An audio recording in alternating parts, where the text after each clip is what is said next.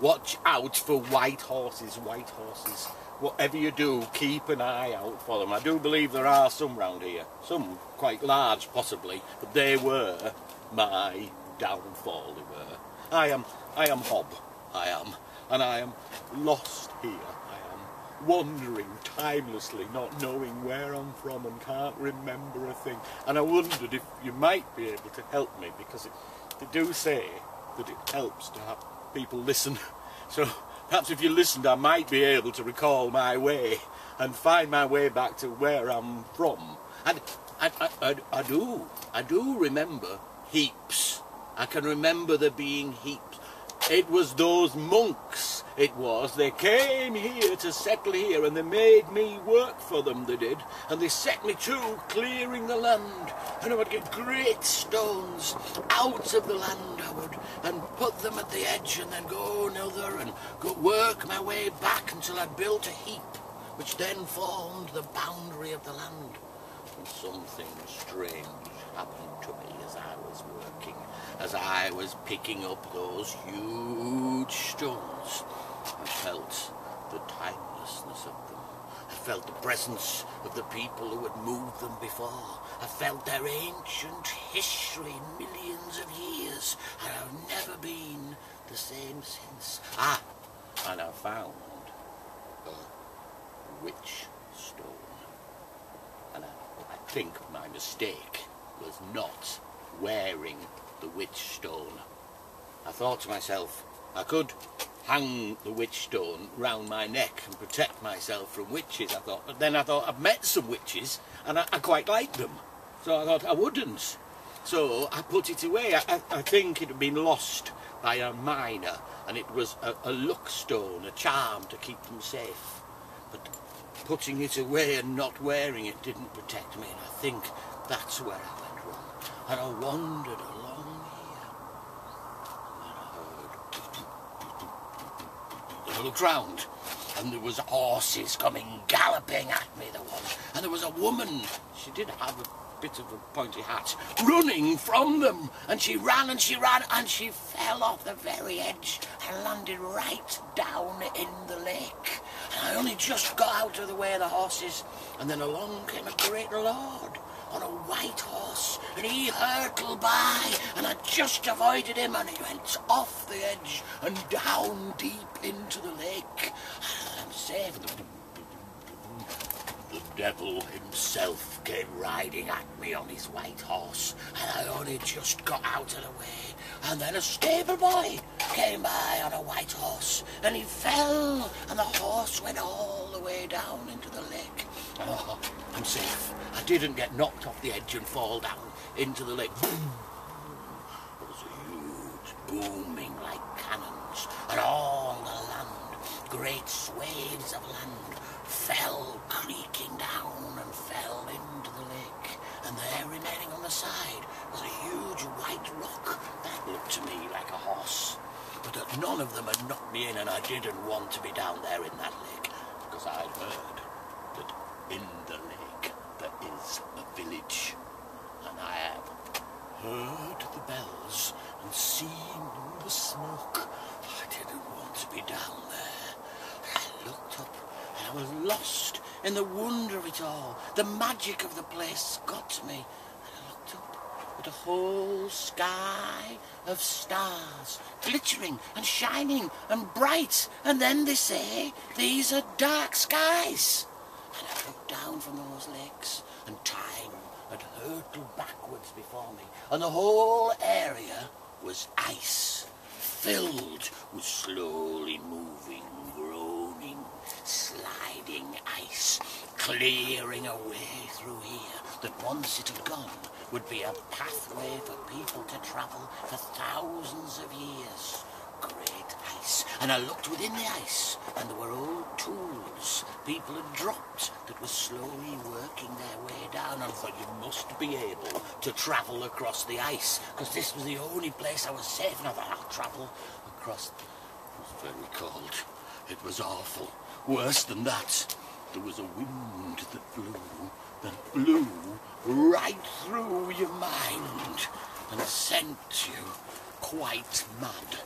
I wasn't on there very long, because I saw that it was melting, and I came back here and watched as it all melted away, cutting paths down under the earth through the stone caves and tunnels and passageways. It left huge chunks of rock upon piles of other rocks. It left a mud and a silt. As time passed, I saw many things growing in those plains, and farms becoming, and then standing stones being placed. I thought I must go and have a look at those. And I went down, and as I travelled towards them, there was the lake, and it was alive. The whole thing was dark and moving. It seemed to be wanting to climb out of the very edge towards me.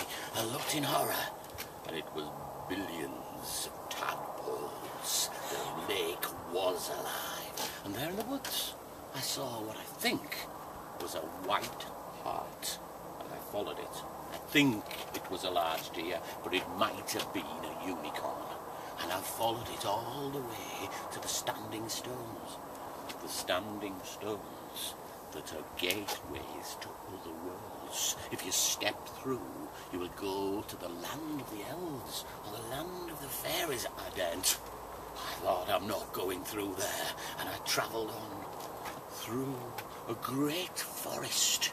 It was quite light in the forest. The trees weren't too close together. They were allowed to grow any which way they wanted, bending and wending and weaving. 'Cause how else could you make the roofs of the houses if you didn't let them do what they wanted? And I travelled through that wood, and there above was a great mound with an entranceway, and I peeked in, and there were bodies laid in there, old bones, and I stepped in to look, and fell right through the floor, down great shooting passageways filling with water, and I was gushing and swirling down, and I thought I'm going to drown. And there on a ledge was a woman in a pointed hat, and she said, "Here, take this bracelet of muscle pearls. It will keep you safe."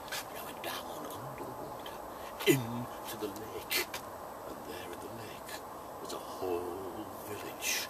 Very strange it was walking about in there, and there was people there, and they were walking strangely towards me. I said, are you ghosts? And they said, "No, we are the memories of legend within the imagination of us all." And I thought, well, that's a bit better, that's not too bad. That's all right, because what is this place? They said, "This is Sutton under Gormire Lake." I said, that's quite a long name for a village. I wonder if that might be the longest name for a village in all of England. Well, almost, not quite. I looked around, and every village had a stone carved head upon it looking down. This village had been cursed. "I want to get out of here," I said, and I looked. And whooshing by me went flying past a goose without a single feather upon it, and it went shooting off down an underwater passageway. "Look out in Kirby Moorside," I shouted, and then the devil himself went hurtling by. I said, "I really do need to get out of here." They said, "Go and see the witch, Abigail." So I went to Abigail and I asked her for help, and she said, "You are the very essence of timelessness. You have believed in the land and its stories and its ways till you have become part of it." I didn't believe a word of it, but that's what she said. And she said, "Follow the stones up." We were underwater.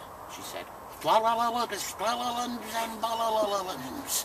And up there, fallen down from the land above, was a waymarker with a cross, and I followed that, and beyond was great bones, teeth all turned to stone, and I followed one after another down long passageways, and there, up above me, I saw a light, a round light. Why would there be a round light up there? I thought, and then I thought, there's something coming down from above. I wonder what it is. Oh, it's a bucket. It landed on my head.